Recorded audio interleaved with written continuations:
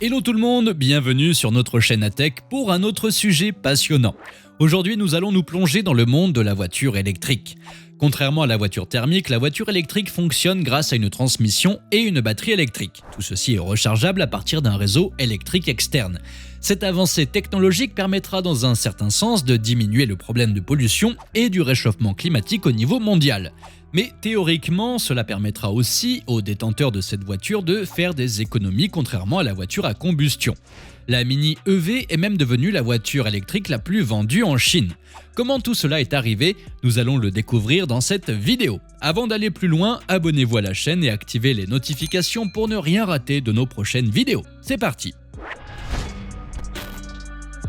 En Chine, la campagne de la voiture électrique avait débuté plus de 10 ans de cela.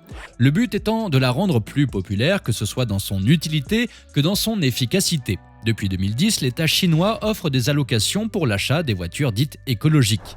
Par exemple, des crédits et ristournes sont offerts pour le paiement des parkings et le péage. Le fabricant lança la vente de sa Mini EV en juillet 2020 et avait déjà reçu une commande de 15 000 voitures à peine 3 semaines après sa sortie. Cette commande fut multipliée par 10, soit 120 000 voitures après 6 mois. D'après les statistiques en 2021, le bébé de la marque chinoise devançait de loin la marque américaine Tesla Model 3 sur le territoire chinois. À titre de comparaison, les prix étaient 10 fois moins chers, soit 4 200 $ pour le modèle de base et 5 500 $ pour la version haut de gamme. Tesla, pour sa part, coûtait 42 000 $ sur le marché domestique. Mais est-ce vraiment le prix moins coûteux de la Mini EV qui avait attisé l'intérêt du public pour se mettre au vert? C'est avant tout une histoire de culture. Les Chinois ne priorisent pas le confort contrairement aux Européens. Et ils sont peu à être intéressés par la vitesse. Ils recherchent plutôt une voiture modeste, une voiture simple, économique et facilement manœuvrable. La Mini EV satisfait parfaitement ces exigences. Cela permet de favoriser la demande de voitures électriques pas chères parmi les résidents des mégalopoles. Les gens avaient longtemps souhaité pouvoir se déplacer aisément pendant les heures de pointe. Se garer aisément dans les endroits restreints devenait une corvée. D'autant plus que le modèle cubique sur 4 roues rappelle les jouets de construction pour enfants séduit plus d'un. Rappelons qu'en Chine, il est possible de se procurer des voitures électriques pas chères, allant même jusqu'à la super électrocapsule bon marché entre 1 000 $ et 1 500 $. Cela ne surprend donc pas que la demande pour la Mini EV ait explosé auprès des jeunes et la classe moyenne chinoise. De plus, les voitures électriques n'émettent pas de CO2. Elles ne rejettent pas non plus de polluants dans l'atmosphère lors de leur utilisation.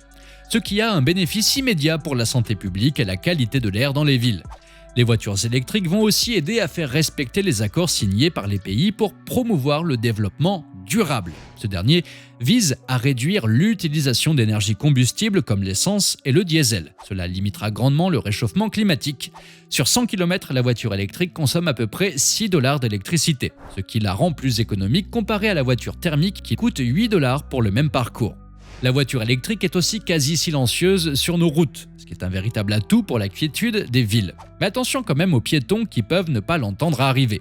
Comme il n'y a pas de boîte de vitesse, pas d'huile à changer, le système moteur est simplifié. Et elle demande peu d'entretien, donc pas de coûts supplémentaires contrairement à la voiture thermique. Le temps de recharge et la disponibilité des bornes électriques restent néanmoins une contrainte. En moyenne, il faut compter 5 à 6 heures pour recharger à 80% une batterie de 30 kW sur une prise classique de 3 kW. Pour les batteries de 100 kW, cela demande plus de temps de recharge. Surtout si les réseaux de recharge n'offrent pas de grande puissance. De plus, l'utilisation du chauffage ou de la climatisation ou une conduite agressive diminue rapidement l'autonomie. Cela peut être handicapant pour de longs trajets tant que les réseaux de chargeurs rapides ne sont pas suffisamment développés. Que retrouve-t-on sous le capot? La Mini EV possède un moteur de 13 kW qui peut atteindre les 100 km/h. Rappelons qu'en ville, on ne dépasse même pas les 50 pendant les heures de pointe. Elle peut embarquer jusqu'à 4 personnes, et même si cette voiture ne permet pas de régler le volant, n'a pas de boîte à gants, pas de siège arrière avec appui-tête et un coffre quasiment inexistant, elle offre des options utiles. Par exemple, on retrouve des capteurs de pression de roues ABS, ou même un capteur de stationnement arrière, des vitres électriques et la climatisation, le strict minimum. Quoique l'aspect le plus technologique de cette voiture réside dans son système de contrôle intelligent et le préchauffage de la batterie à température basse. Le fabricant de la marque s'est aussi assuré que les utilisateurs puissent télécharger une application spéciale sur leur portable afin de surveiller l'état de leur batterie. Avec une charge principale, la Mini EV peut couvrir une distance allant jusqu'à 120 km pour la version bas de gamme. Elle couvre jusqu'à 170 km pour la version haut de gamme. La Citroën Ami, vendue beaucoup plus cher en France, ne dépasse pas les 45 km/h et les 70 km d'autonomie. Sachant que les stations de recharge sont omniprésentes en ville, via les parkings, dans les rues, et que l'on peut recharger chez soi, tout ceci devient un jeu d'enfant. Le savoir-faire, la main-d'œuvre bon marché joue un grand rôle dans sa popularité. Mais le partenariat avec les compagnies telles que SAIC Motors, General Motors et Woolen Motors ont permis aux fabricants de produire en masse ce petit bijou, et ainsi tenir tête à la marque américaine.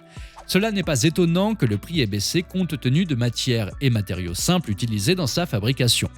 Son système électronique non complexe, ajoutant à cela les nombreux subsides offerts par le gouvernement chinois, en fait une favorite. Ce modèle par contre ne plaira pas à beaucoup d'Américains, de même que sur le marché européen.